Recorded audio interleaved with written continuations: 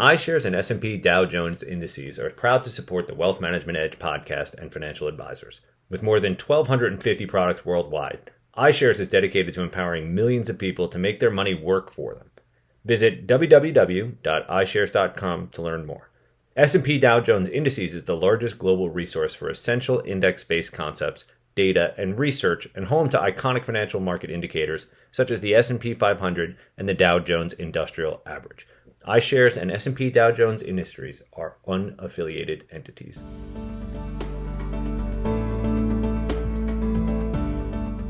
Welcome to the very first ever Wealth Management Edge podcast. We are thrilled to be kicking off the conference here today with one of our first keynote visionary speakers, Michael Lane, who is the head of enterprise at U.S. Wealth Advisory at BlackRock. I'm Mark Bruno, the managing director of the Wealth Management Group at Informa Connect. And Michael, we have a lot to talk about, not just today, right, but for the next several days.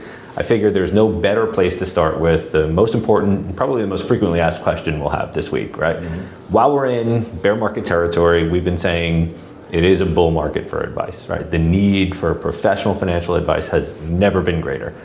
Those are my words, not yours. I would ask you, do you agree or disagree with that? And if so, why? Yeah, first of all, it's great to be here, and really cool to be here as your first guest, so I appreciate that, and it's going to be fun tonight as we kick off with the visionary talk.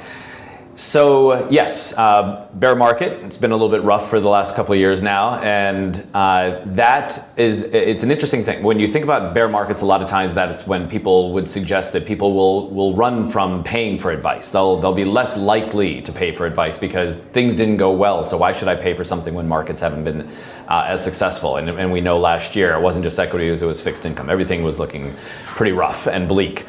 Now you think about, is there a need for more advice? Yes. And are we seeing people terminating relationships with advisors? No, we're actually not seeing that. And that's what happens is when times aren't great, when it isn't easy to make 10, 12, 20% in the markets, that's when I think people actually seek out more advice. So the good news is there should be more people out there seeking advice.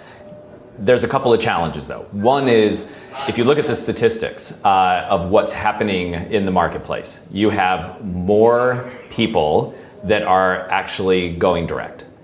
Now, some of that data is a little bit questionable because when we look at that data, that includes new people that are opening up accounts at Schwab or Fidelity or Robinhood, places like that. A lot of those consumers, those investors are still getting advice. They're getting advice from those branch offices. So whether that's real direct or not direct, hard to say. But statistically, when you look at that, it looks like more people are going direct. And now's when those people should start beginning to understand the fundamentals of investing, particularly if this is the younger generation coming in. And from my perspective, I've never seen a need for advice to be greater than it is because of all of the solutions that are coming out with lower minimums that are available to investors that need to be really well understood of how to use them because of some of the liquidity constraints that a lot of these new products that are coming out that people could buy for as little as $2,500. And that's a problem as much as a benefit. Yeah, it's interesting. The options are overwhelming. There's no question. Yep.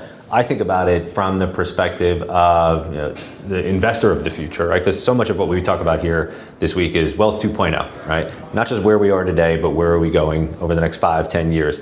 And I see just sort of the interests and the needs and the demands to some extent of this, let's call them next generation of investors, is so different from, I'm 45, right? Yep. The way some of the 20 and 30 year olds that are in my life think about money is very different from the way I think about it. And I'm not that much older, I think. I like to think. You're young to me. Thank you, I appreciate that. What are some of the things that when you step back and you talk to the younger generation, one, you're noticing are some of sort of the defining characteristics, right, in terms of what they're interested in and what motivates their investors? And what are some of the things, too, that you would expect to see, or how that might evolve over the next several years? I have a series that I started, I don't know, maybe 9 months ago called Hey Dad, where I talk to my kids about money. Excellent. And my kids, as you and I were talking about earlier, 28, 24, and 20. So we were on the every 4-year plan, trying not to have them in college at the same time. Coincidentally, they were all in college at the same time, different levels of college. And the interviews I have with my kids is interesting because I'm learning during those about the needs, the wants, the desires. And when you ask the question, what are the changes in terms of the needs, the needs haven't really changed. You still have to save for retirement, you still have to save for a car, you still have to save for buying a house. And what I find though is there's a lack of awareness oftentimes of aligning investments with the purpose. Definitely. And purpose can be, it can mean two different things. It can mean purpose as in ideologies and things like that. I'm talking about purpose just as like, what are you going to use the money for? Mm-hmm. And when you talk to a lot of the investors, Gen Z investors, millennial investors, and I've got both of those in my children. The question I keep asking them every time they ask me about investing is, what's the purpose? Mm-hmm. Because the purpose defines the term. It defines the level of risk you should or shouldn't take. And so part of the fundamentals that I think we're missing in this generation right now that are coming up through, who have had access to cryptocurrency investing, who have access to some types of alternative investments that aren't for qualified investors, that we didn't have access to. Some of these have liquidity, trade-offs. And I think there's this appetite for taking risk that we didn't necessarily have. You're 45, I'm 55. When I was investing early on, risk was, a lot scarier. Like if you lost a little bit of money, but you look at the people that are coming up through, they see volatility like we never saw. They see 80% of a concentrated technology fund drop by 80% and stay there, and that's just another investment that didn't do well. They see crypto that went from 64 down to 13. These are huge swings that we didn't see much in our lifetime in investments that had billions of dollars in them. And so their appetite and tolerance of risk is probably going to be a little different than ours was. And we have to understand how to navigate that with this next generation. Yeah, it's interesting too, because I think about, you mentioned purpose as being sort of the defining characteristics. Yep. Couldn't agree more. We have a session tomorrow. I'm interviewing Kunal Kapoor, CEO of Morningstar. Yeah. And when I asked him in his prep, let's go inside the mind of the next generation of investors. Give me one word to define, what's motivating them, and he went with purpose too, right? Yeah. So I'm glad to hear that there's some consensus. Yeah, but I wonder though, which purpose is he going to talk about? Yeah. Is he going to talk about what the money's used for? Or is he going to talk about, like when I interviewed my daughter in the latest episode of, hey dad, the question I asked her is, do you want to align your investments with any particular something that's an affinity of yours or anything? And the first thing she went to was yes, and she described what was important to her, and it had nothing to do with investing. Mm-hmm.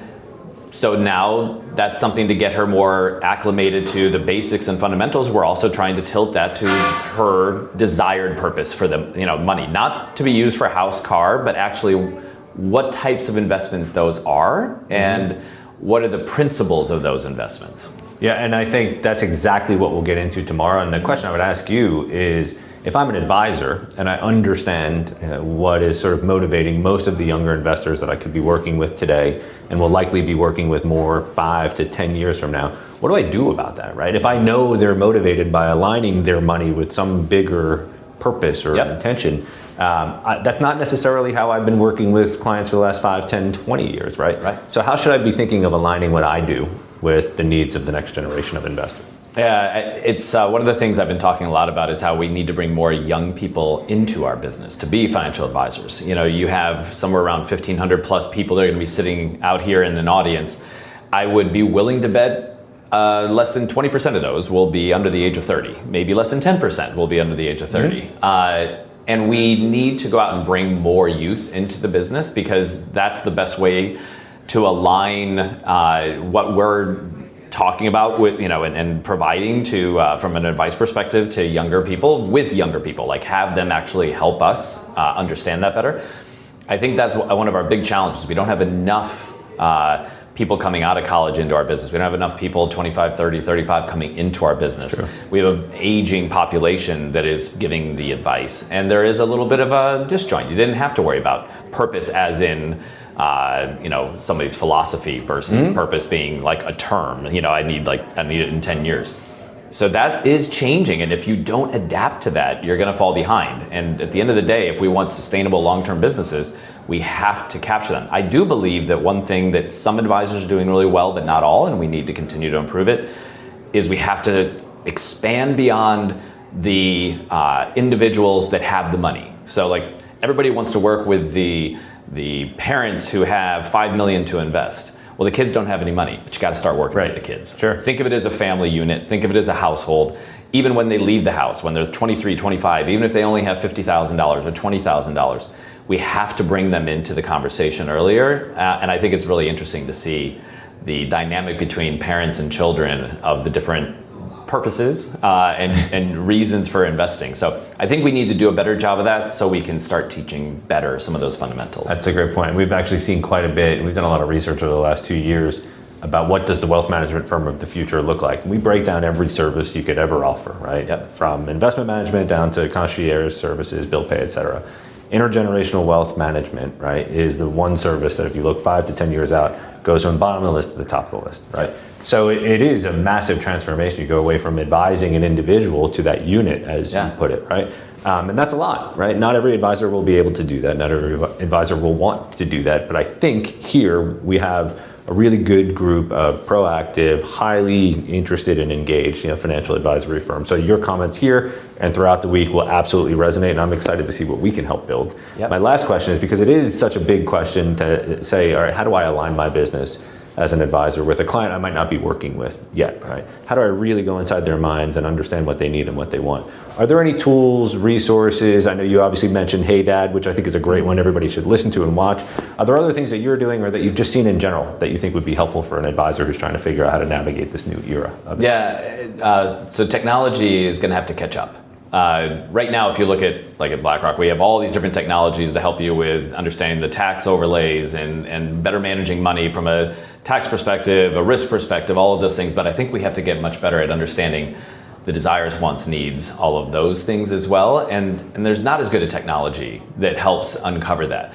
That's where maybe AI at some point will be better in terms of helping to understand the real purpose of somebody's investments.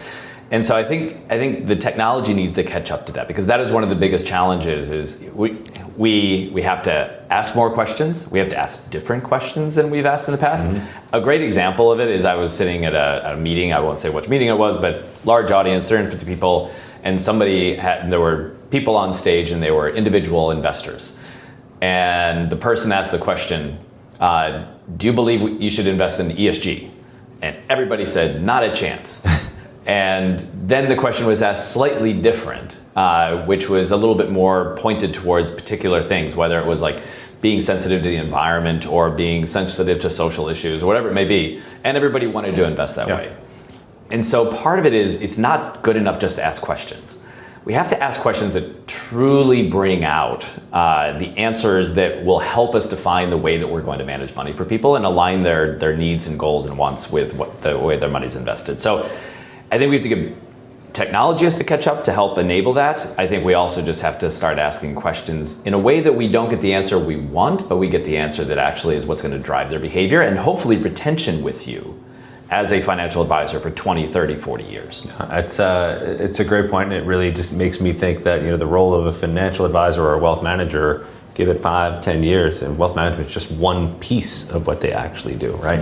The more you can understand the purpose of the money, or the broader, greater good or purpose that they want to invest in, the more successful you'll be as a financial advisor, and the deeper that relationship you'll have, not just with the individual, but with the whole family unit. So yeah, absolutely. And we have to be careful because there's a lot of noise in the marketplace, and so really needing to dig in and using different questions and looking at different ways of describing things is going to be important, because the whole asset management world has become very politicized as well. Definitely. It's getting attacked more than I can remember in my 35 years in the business. ESG became a 4-letter word at some point. Exactly. It was only 3, but somehow became 4. So somehow that has become a political platform. We have to be really careful to be clear with our clients about what it is they want, and not let the narrative that's getting a little bit out of control in the political press define what somebody might want, because that might lead to bad decision making. Definitely. I do think more than anything, though, the role of a financial advisor is becoming a little bit more understood. It's still a little bit of a secret, right? Yeah. And I think and I hope that by discussing this with you, by the presentations that we have here throughout the week, and a lot of the conversations, that we're just continuing to raise the awareness of the impact a financial advisor can actually have on an individual investor and a family's life. So, Michael, thank you for stopping by the very first episode of the Wealth Management Edge podcast. Appreciate it, and very much looking forward to your session in a little bit. Thank you very much. All right, take care, everyone.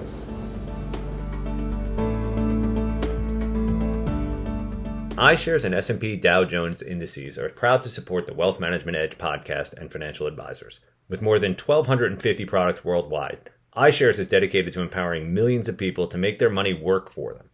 Visit www.ishares.com to learn more. S&P Dow Jones Indices is the largest global resource for essential index-based concepts, data, and research, and home to iconic financial market indicators such as the S&P 500 and the Dow Jones Industrial Average. iShares and S&P Dow Jones Industries are unaffiliated entities.